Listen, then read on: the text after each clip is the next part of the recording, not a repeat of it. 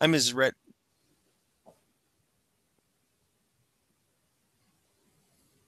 You there? Yeah, I'm Oh, there. okay. It changed colors on me, so I was wondering what happened. Oh yeah. Um, Oh yeah. It actually says live now on mine. yeah, it didn't say that before. It said off air, and I was like, why are we off air? But anyway, uh, we can start now. Hey, Geeks and Gamers, Matt Lemke here with Through Gamer Goggles, and I'm with Pat from Mantic Games, who is the community manager for North America, which that's the United States and Canada. For those of you that um, aren't necessarily aware of that, like I'm not aware of many things, so it's okay to be silly. Uh, and we're going to start off talking about some things. We talked about his job a little bit and basically his history, and then I realized we weren't recording, so we're going to go back and we're going to start there, and we're going to let Pat tell us how he came to be the community manager. Uh, well, so in the beginning, when Ronnie started the company Mantic, he was attending Adepticon, and that's how I met Ronnie through another person. And so basically, I like to think myself as the first Pathfinder. I was going to Adepticon, helping Ronnie, running demos, things like that. And then just throughout the years, I would go to Gen Con and Adepticon, help Ronnie. And then I think last year, Ronnie approached me, said, listen, we're looking to get a community manager for the United States now. I think we need that. We need someone to start pumping the community up here, get events running for us, get help organize our convention schedule here, get our Pathfinder program going in the United States and Canada. And he just said, "Hey, so do you want to? Are you up for that? Would you like to do that?" And I said, "Sure. Why not?" Now, is this a full-time job for you, It or is not. It's a part time job. that's a little bit of a bummer, but Yeah, well, I mean, at some point it'll have to evolve into a full time job as the community gets bigger and bigger. right, right. So Um, so let's see. Now, we moved in there to second edition, and the second edition book will be out shortly. The beta rules are up for download, and we talked briefly about what the differences are between first edition and second edition. And well, I'll let you take it from there again because you're much better at that. sure. Well, the major differences is the core basis of the rules have not changed. Just little tweaks to the rules, like true line of sight was removed and replaced with model size. So like model size ones block size one, size twos can see over ones, size three sees over twos and ones, and etc.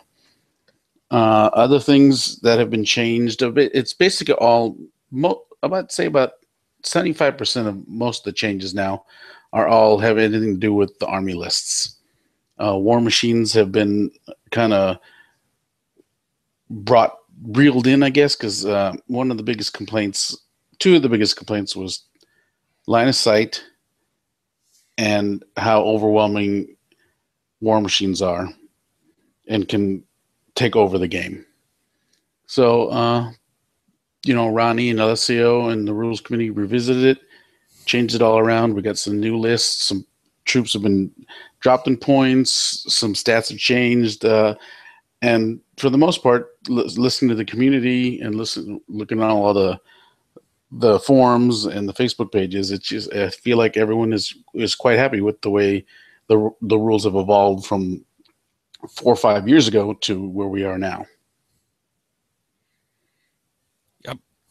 So Yeah, and like I said, I got to play second edition at Origins, and I was very impressed with how smooth it is.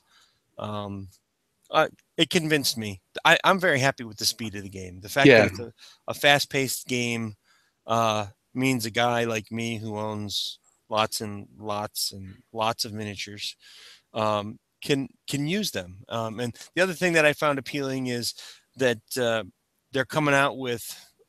I don't know if they're going to be published lists or not, but they're coming out with lists for models for other game systems. yeah, it'll be a published list. It'll be a book, and I can't remember the working title, but it was going to be like I can't even remember. That's okay. I think actually there's going to be like one that's historic, and then there's going to be another one for games. Yeah, there'll be historic ones, so you can play Vikings if you want.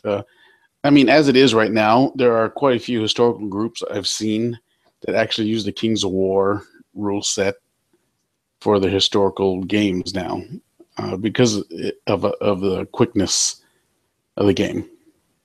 Well, I would think for certain historic types of races, for lack of a better way to say it, factions, um, the marching rank and file unit structure would kind of take away. Like Vikings were raiders; they were all true skirmishers. Yeah. Wouldn't that? I mean, I don't know a lot about Kings of War yet, but there's not that many true skirmishers within the game, is there? No. Yeah, they're all like rank and file. So Yeah. I mean, but it works. It does for some reason. It does. that's hey, that's and that's And so I mean, even while you can say Vikings were true skirmishers, but they still form shield walls. this is true. So This is true. And well, like going back to the point of it works. It just does. yeah, Sometimes I think part of the beauty of a good game is not knowing why it works. Uh, yeah, so, you know, it's just being able to say it works and it does. yeah. There are quite a few historical guys that like it. So well, that's good. more part to them. You know what I'm saying? Yeah, I'm glad. Well, I'm glad to see it growing. I mean, that's encouraging. Let's see. Mike is the volunteer that does everything at Origins, right? He's my Pathfinder in Ohio. Oh, he's the only one, huh? At this point, yeah. Well, we're gonna fix that. No, actually, I have another guy in Columbus who probably wants to join up. Oh, yeah, no, he sent me an email. I will do that. We'll get the application process and started. But I think for his big tournament, I don't know if you haven't been there. So he does I think it's Saturday night. He does one tournament where he supplies pretty much as many armies as he can. People can bring their own armies, and they're all like 1,000 points. The big mega battle he does. Yeah, I think he had 20 people this year. Yeah, that's good. That is, I think that's a good sign. The fact that and then the fact that you could do that, start at 8:00 and be done before they kick you out of the hall at like midnight. And then, well, the other thing that you wanted to talk about tonight is Dungeon Saga, which is actually a game that I know very little about. I have Dwarf King's Hold here. Well, Dwarf's King Cold, I guess would be called the precursor. Yeah, precursor or the matriarch. Yeah, I mean it was a game that Ronnie put out just to kind of get his foot into the board game, I guess. It wasn't totally the way he wanted it to work out, so they kind of just put it on the back burner for a little bit. And then as Ronnie again revisits things, like if he doesn't like the way it turns out, he kind of just pulls it away, and then works on it until he gets it to where it's kind of gonna be better or perfect. So, fast forward 3-4 years now, and we have Dungeon Saga, which is going to be a true dungeon crawler, as we like to call it. If you're a big fan of the Hero Quest or Warhammer Quest or even Descent, then Dungeon Saga is going to be for you. It's going to be a true RPG kind of dungeon master versus player board game. You play through the scenarios. After you play the first couple basic scenarios, which are designed to teach you how to play the game, you start with the 4 heroes, which is a dwarf, a barbarian, an elf, and a wizard. And then the 5th player plays Mortibris, who's the necromancer, the big baddie at the end. So you play through the first scenarios. They teach you how to use the mechanics of each one of the heroes. And then once you're done, then you can go to the player's compendium, which is going to be the campaign system. This is where you start to play all the different adventures. You pick up items. You get to keep the items. So the next time you play, you have that item. You gain experience. So then now you can change his the dwarf's strength, or you can change the speed of the barbarian, things like that. So as they gain experience points, they increase their stats. It's a way to evolve your characters, and how they evolved is how you decide. So not every person's going to evolve their player the same way. So it's got quite a few free form as far as advancing levels and stuff like that. So it leads to the general role playing sense of that kind of game. Makes for a lot of replayability too. Yeah, it was like, and then the Kickstarter went ballistic, so we were able to fund a lot of things. So after the Dungeon Saga comes out, we still have 3 more expansions that were funded. So there's going to be like an orc expansion. What was the other one? I don't know either, but I remember I regret having to buy glasses. I think it was the orcs, and I want to say abyssals. Yes, it was the abyssals. And then the last expansion was a giant dragon. Yes, I know. I saw that dragon. It looks so good. Yeah. So this is going to be a really fun game. I've played a couple of the scenarios already now, just trying it out. The models look great. They come pre-assembled like a real board game. So if you're not a tabletop miniature game, you're more of a casual board game player, this game will also cater to you, because you don't have to put the models together. You don't have to paint them. They come single color, mounted on bases, ready to go as soon as you open the box. That's pretty awesome, actually. Yeah, and they look great. The sculpts. You're going to get your 4 heroes. You're going to get your Mortibris. There's an undead dwarf king. He's got 2 of his revenants soldiers with him. There's a bunch of skeletons, bunch of zombies. There's a zombie troll shaman and 2 zombie trolls. It's very exciting.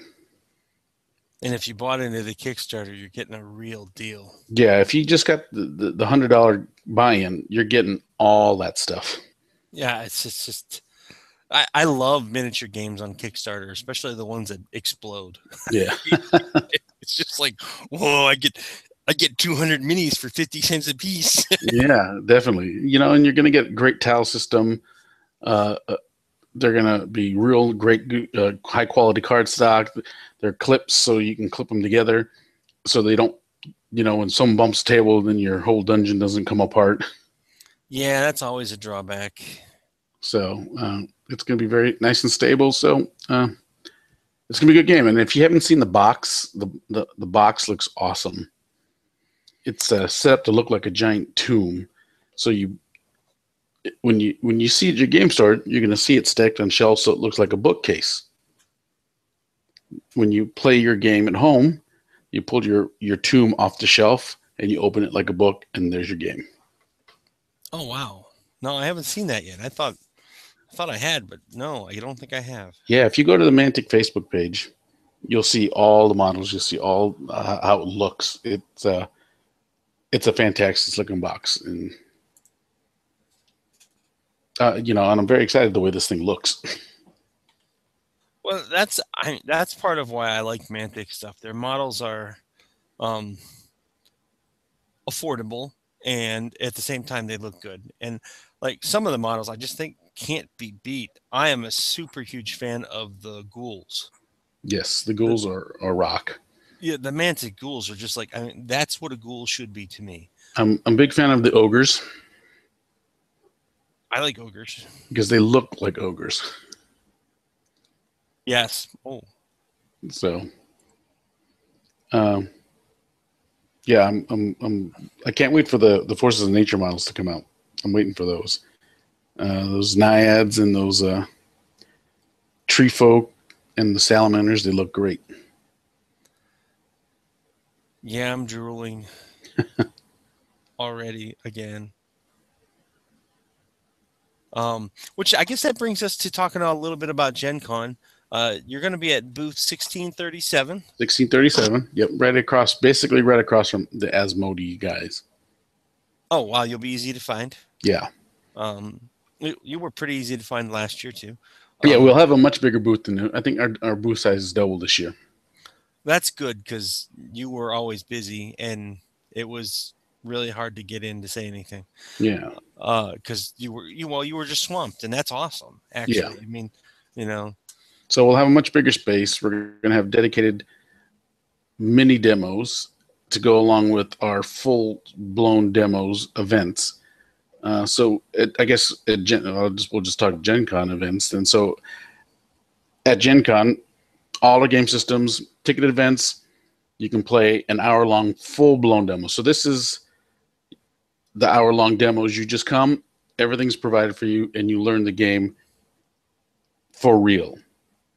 All aspects of the game. That's Kings of War, Dreadball, Deadzone, Mars Attacks. oh no, Warpath. No Warpath yet. It's still an alpha. Those alpha rules have been out. So, as that comes along, so by next year, we'll definitely have Warpath going on. Wait a minute. What was the first sci-fi game? That was Warpath, right? That was Warpath, yeah. And then we did a smaller sci-fi dungeon called Pandora. Project Pandora, which is also might be revisited, I guess, after Dungeon Saga. But again, Ronnie kind of didn't like the way it was going, so we just kind of went through whatever we had and just kind of let it die. But the figure's still there, and you can still use them. Right. Well, because I had the Warpath starter, and I'm like, oh, wait a minute. So that was the first edition of the rules. Yeah, that was the first edition of rules again, and Ronnie wasn't happy with that set of rules. It wasn't what he envisioned Warpath to be. So we pulled back, created Deadzone, worked on Warpath. Warpath is kind of at a point now where he likes it, so we've released the alpha rules for people to try out and just kind of guess. Alpha rules are alpha. So by the time beta rolls around, it might be a whole different beast by then. That's true. And those are the demos at the booth. No, these are the ticketed event demos. Okay. Demos at the booth will be very short, 10, 15 minutes. You'll learn basically how to play the game. We won't use all aspects of the game just because the foot traffic in the booth is going to be high. People standing around, we don't want to basically block shoppers. So we're offering quick demos if you just have a couple minutes to learn how to play the game. But if you're really, really interested in learning how to play the game, you can go to any one of the hour-long demos that we have scheduled throughout the day in the miniature section. Those will be played along concurrently with, we'll have a Friday night or Friday day will be the Dreadball regional tournament. If anyone doesn't know, we have now a tournament circuit in the United States, the North American Dreadball Circuit, the NADC. That's right now composed of 14 tournaments throughout the United States, one of them being a Gen Con. The winners of those 14 regional tournaments will receive a nice little Blaine trophy that's plastered all over the Facebook pages if you want to take a look at it. Those people will win free entry into the national championship at Gen Con. Ronnie's plan is to have our circuit champion play the European/UK champion in the future. Maybe next year we'll start this, where the UK European champion gets flown to Adepticon to play the North American champion best out of 5 series. And then the next year we flip it, and the North American champion goes to UK to the Game Expo to play the UK champion there. Wow, that'd be cool. So it's we have big things coming for Dreadball. Then Saturday we're going to have a Deadzone tournament. Deadzone is our sci-fi fantasy skirmish game. If you don't know it, it's very fast and very deadly. It's a nice little skirmish game. If you're not into huge armies, but you like to play miniature games, but you like small squads, then Deadzone's the way to go. It's one of the few true miniature games where you actually can play vertical. Yeah, that's hard to find. So, I mean, it plays on a 2x2 mat, which seems like a small play area, but you have to factor in that you can go up.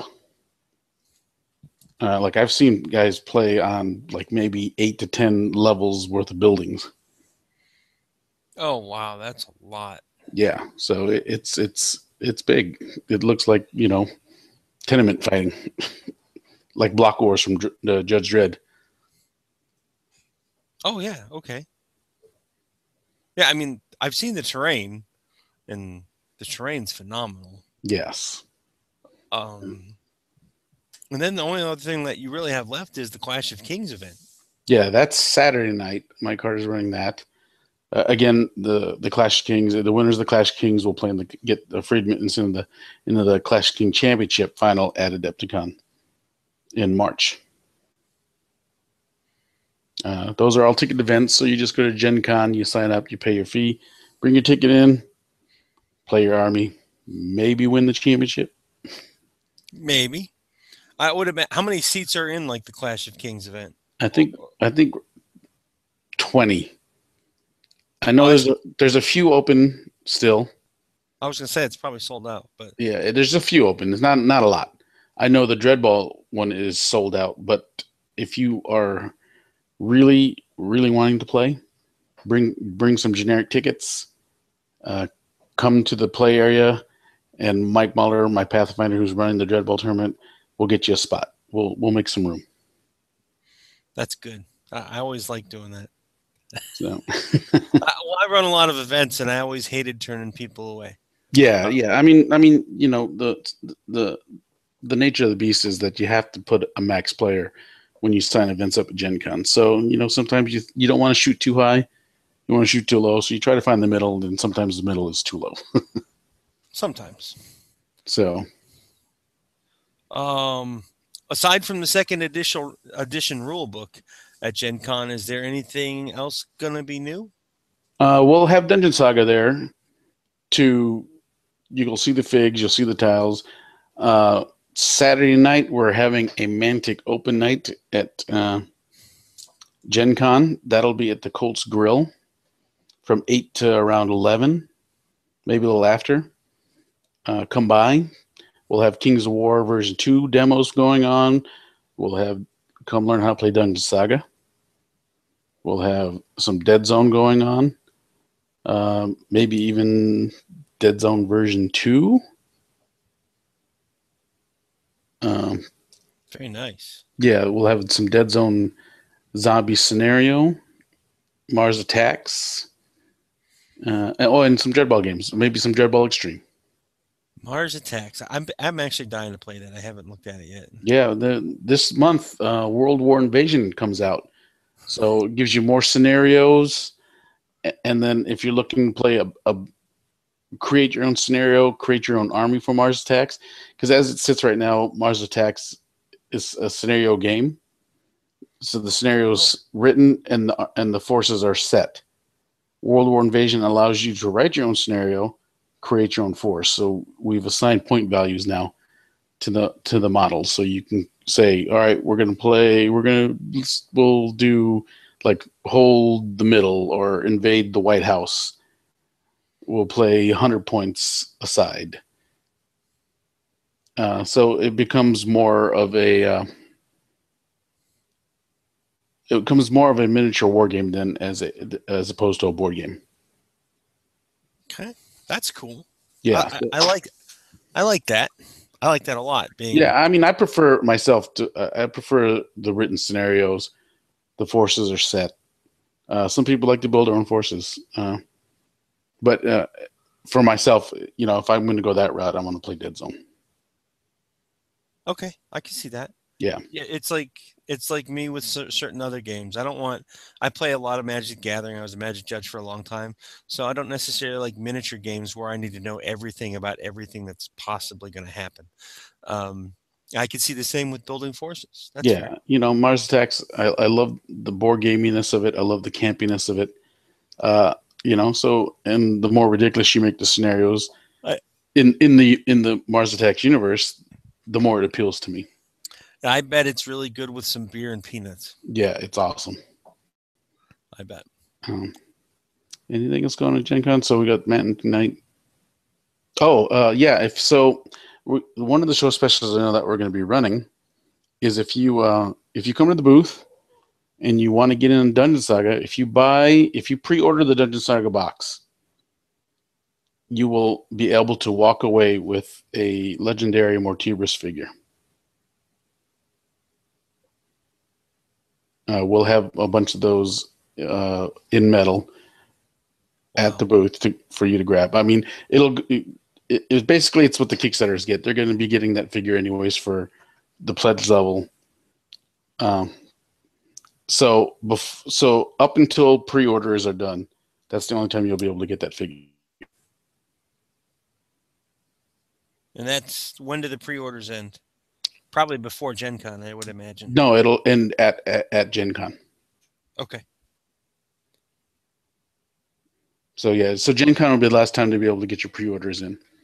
And what else we do? We also do free shipping to Gen Con. So if you, this might be ending quite soon, so I would go to the Mantic web store. If you place any orders on the Mantic web store, there's a button you can add that says ship to Gen Con.